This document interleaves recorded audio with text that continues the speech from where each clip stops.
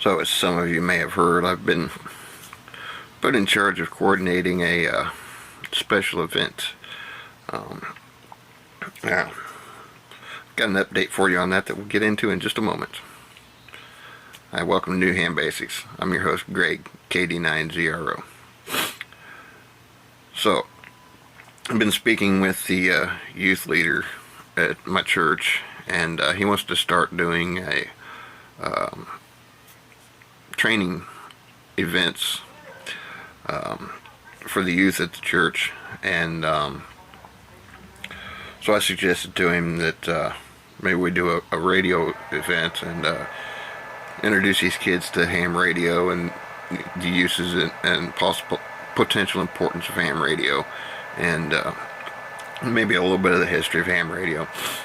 And so we've decided we've been working on this for a couple of months now, and we wanted to try to do it in May, and May scheduling just isn't working out for the church. It also doesn't work out for the radio club. So radio club suggested June. So I checked the calendar in June, coordinated all the ham radio events going on, all the holidays going on, all the potential things that our club could be participating in during June, and I came up with a couple of days, and the church requested a Saturday, which is fine. So through the process of elimination, I landed on June 15th. I've still got to run this date by the club and verify it with them, but as it stands at the moment, myself and the church are in agreement that June 15th is a good date. We'll probably start our event around 8 o'clock in the morning. I believe that's Central, I believe. I just recently moved back to this state, and I was in Eastern, so I'm kind of a little confused as to what time zone I'm in now. I believe it's Central, maybe Eastern, but around the 8 o'clock in the morning range, whatever time zone Indiana's in. Excuse me.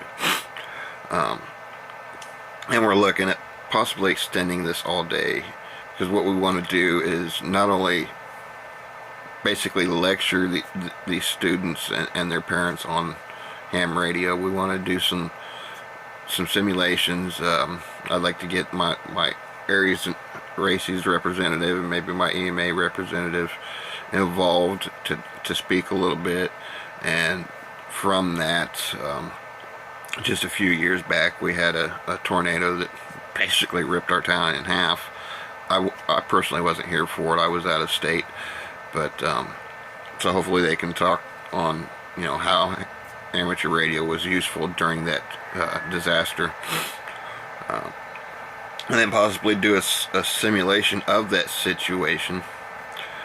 And I'd like to be able to put them on a fox hunt, even if it is just on the property. I'd like to be able to put them on a fox hunt. So I'm going to be completing my Yagi. If we get a pass from the space station, I'd like for us to attempt that.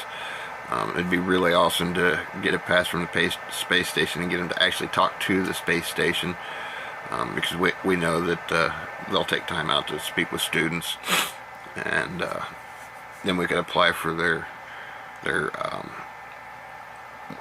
either the radio club or the individual could apply for their QSL card from the space station, confirming that they got to speak with the astronauts on the space station. I think that would be a really cool thing to put into our day if possible. And we're going to be doing we're going to be calling CQ. Current trend in this area, the bands tend to start opening up around noon, so we're going to be calling CQ. Probably on 20 meter, 2 meter. We may do some repeater activities on 2 meter. and some POTA hunting, probably on 20 meter as well. So keep an eye out for us. We're going to be doing what we're going to call ham radio with Grace. The sponsoring church is Grace Baptist Church, so hence the name Ham Radio with Grace. So look out for us. June 15th, you may just hear us. We're hoping for 20 meter, but you may just hear us calling CQ on one of the bands. Hopefully I'll be able to lock down what band we're going to try to use. We're going to try to self-spot so it's easier for you to find us. Still hoping to live stream this. Got a little ways to go on the subscriber count, so if y'all could help me out with that so that we can live stream it, if you'd like to see some live streaming of it, that would be awesome. And sorry guys, I'm thinking off the top of my head, so I may repeat a few things, but we're going to try to self-spot. I'm hoping to live stream, hit some highlights during live stream, and just make a day out of it. I'm hoping, I forgot to ask this morning when I spoke with the youth leader, that we can make it a public event or at least a church-wide event. He did mention when I spoke to him this morning that the reason they stopped doing these things is because they got to where they didn't have enough participation.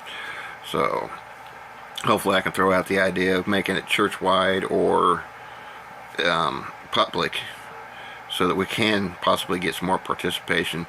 We want to be able to let these kids get on the air, and like I said, hopefully we can get them to talk to the space station. We'd like to get a CQ call out, excuse me, so they can talk to a random person in a random location, ask them a question or two, and just get the experience of being on the radio. Same thing with POTA hunting. Find a few POTA stations that we can hear and we know we can communicate with.